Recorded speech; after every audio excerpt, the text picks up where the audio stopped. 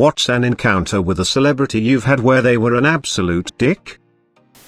Vivek A. Fox. I used to be a bartender at a hotel, and she came in with a guy late one night after an event. He ordered a drink for himself and a house red for her, so I turned to her and asked if she preferred cab or merlot. She gave me the dirtiest look, like how dare I address her directly, and flounced off to a table without answering. He said just give her red, whatever, and left her 0 tip. They ordered 4 rounds, no tip each time. They also complained that someone else came in and sat at a table near them and tried to get me to make them move. The other guests didn't even try to approach her or talk or anything. She was just mad that they dared to sit at a neighboring table. On the other end of the spectrum, Jay Leno came down one night to grab some dinner and a drink at the bar by himself. He was super polite, funny, and left me a $100 tip. I gotta say, I like Leno. I like Conan too. That NBC mess was mostly NBC's fault. Back in the 90s I worked on the stage musical production of Beauty and the Beast. The guy who played the talking clock is an Australian celebrity by the name of Bert Newton. He always used to say hi and make conversation until he found out I was one of the lighting crew. After that, he wouldn't even glance at me. Slightly related. On the same show, I used to hang out with the dude that played Gaston at stage door having a ciggy during interval. I only recently discovered that it was Hugh Jackman. Really nice dude. Hugh Jackman seems genuinely the nicest person in Hollywood. Sorry Tom, I said it. This is late, but it needs to be said. I was a bookstore worker for a large chain in a popular city. We did a ton of author signings and talks. Authors are almost universally great. George R.R. Martin was fantastic and really insightful to fans' questions. Stephen King is awesome and stays for everyone. Chuck Palahniuk is great and really hilarious. Toni Morrison stayed and talked in the coffee shop for hours. Margaret Atwood knows more about books and sci-fi than literally anyone I've ever met. However, the shit crown goes to Mitch Albom. He's a colossal dick to everyone. He openly berated the baristas and the cafe for his coffee's lack of quality. He was a prick to every employee. He sat in this super tight t-shirt and sat with his left arm behind his right to try and push out his biceps and look buffer, which is hilarious, because he's maybe 5'6" and 130 pounds. I'm not going to go as far and say he sexually harassed women, but he was slimy and gross to every woman in sight from ages 1845. It was the worst signing ever. Plus, he acted like Tuesdays with Moyes Wisdom on level with the Dalai Lama. My boss actually had to ask him to leave immediately when his scheduled signing was over. His handler, agent, was a very nice woman who was clearly sick of his shit. That poor lady. I went to a convention near my town. It was a sort of cartoon convention and gaming convention combo. On 10 separate occasions I was asked, "Do you know who I am?" Not a single one of them were people I knew. When I expressed this, they all had the same responses but with different names. My name is Sprinkle Tim or some equally ridiculous name, and I have over 50,000 subscribers on YouTube, Twitch. Apparently there was a panel being held about how to grow your internet persona. It drew out some of the worst people ever. I wouldn't even call any of these people celebrities, but that was the image they had in their heads. This goes both ways. I ran into Kirstie Alley 25 years ago, when Veronica's Closet was on. She was quiet, but sweet. People came up and wanted photos, but she was with her kids and politely declined, citing her kids. Nearly everyone acted like she had slapped them and turned them down, but she was calm and gracious. Kinda made me sad. I guarantee that half of these stories are caused by fans being dicks and expecting their hero to respect their crazy fandom. Exactly. I just wanted to say hi, and chat for 30 seconds and maybe take a picture. Was that so much to ask? One person number constantly. Every time you're out in public? Yes. Jennifer Lopez. Anyone who has had to arrange for her visits or done military protocol for her USO tours or whatever knows how off the walls batshit crazy she is.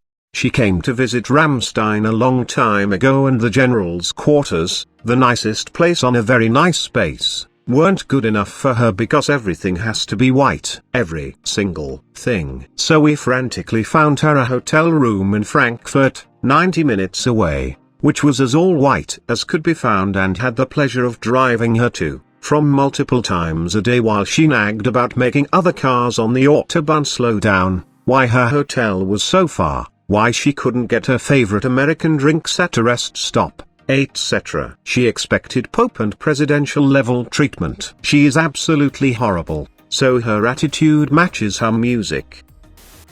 I was fortunate enough to be involved in a number of films shot in South Africa. I got to meet and greet some well-known celebs, but a few stand out. I will list them in greatest cockwomble to minor cockwomble order. 1. Steven Seagal, absolute bellend, was looking for hookers while married, coked out of his head while on set, just a general douche canoe. 2. Kiefer Sutherland, Mamma Mia. This guy thought that every time the sun came up it was because he had his pants down to take a shit. Decent enough to the people who directed and mattered to him, everyone else was treated like dirt. 3. Bob Hoskins, just generally a bit of a prick, lost his shit at people for the littlest things. Rona Mitra was pretty nice though, friendly and congenial and just so very pretty IRL. Leonardo DiCaprio was actually much nicer than I would have expected. Took his mom with him wherever he went, was very nice to crew and extras, and pretty much everyone. Great attitude too. Anyway,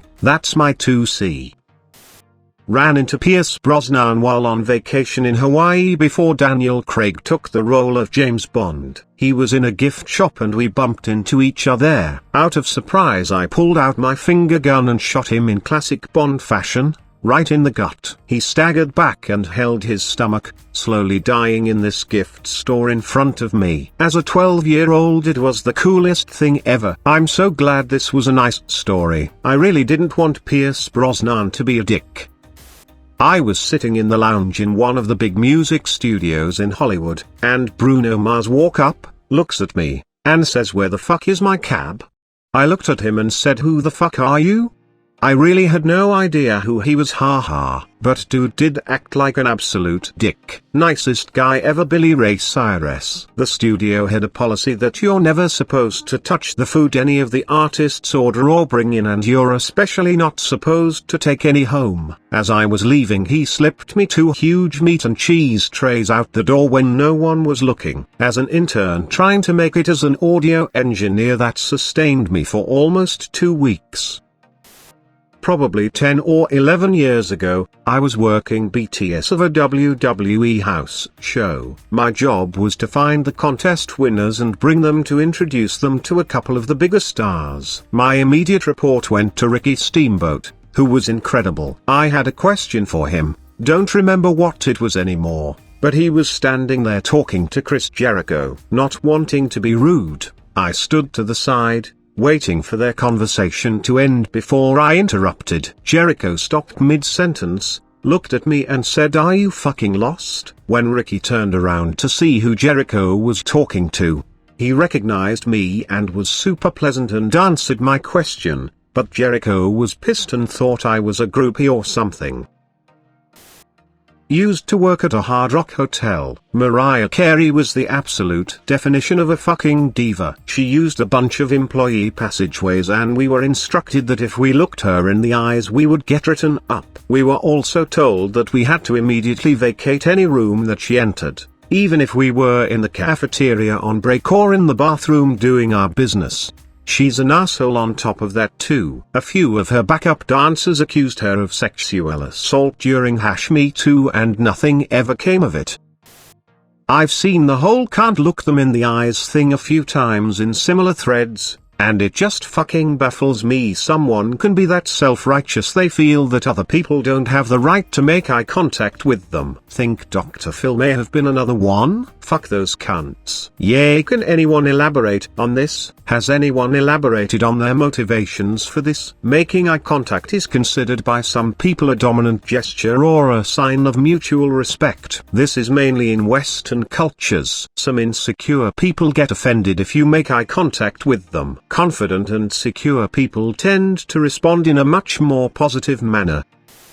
Met Naomi and Wynon Juddit at a meet and greet session at Kmart corporate headquarters. I had a Kmart store plan from their hometown for them to autograph. Wynon was a complete uber bitch. She scribbled her name on it and then crunched up the paper and threw it at me with some sarcastic comment about rednecks and hillbillies. Then her mom, Naomi, took the paper, gently smoothed it out and told me that it was the most thoughtful thing she had autographed all day. Very nice and genuine woman. How are those two blood related? My stepdad either did security for them once or delivered appliances to one of their houses, and your description is spot on. Naomi was sweet as could be, but Wynon was a demon bitch. Reversal story. Once worked for a large movie company. I was pissed and at the end of my work day, so when I saw an open elevator not crowded with folk as I was leaving, I quickly got in and pressed my floor number when I heard a thick voice behind me, sounding a bit far away, saying, "Hold the door." I pretended not to hear, given shit mood. Doors are closing and I turn. That's when Schwarzenegger's pissed off face appears behind the slit between the ever-closing doors. I asked you to hold the door, then they shut in his face and the elevator went down. I'm so sorry T800. I'm in the wrong thread. But I have a good guy Mick Jagger story. My dad was a limo driver and often chauffeured celebrity clients. One day he got Mick. The limo got mobbed by screaming fans. They were on all sides, pounding on the glass, climbing on the hood. My dad had never dealt with anything like that and started to panic. Mick reached over the seat from the back, patted my dad on the shoulder and said, "It's alright mate. Just slowly take your foot off the brake. They'll clear off." Mick Jagger soothed my dad through a panic attack. A drunken Robbie Neville tried to start a fight with some friends and I at a gas station because he claimed we cut him off. He was belligerent, swearing up a storm, and not entirely coherent. He also punched the gas pump we were at because that's just how upset he was. Our reaction was 80% what the fuck and 20% go home, you're drunk, and eventually he just went from screaming at us to screaming at us from his car. This was a little after his dad had died.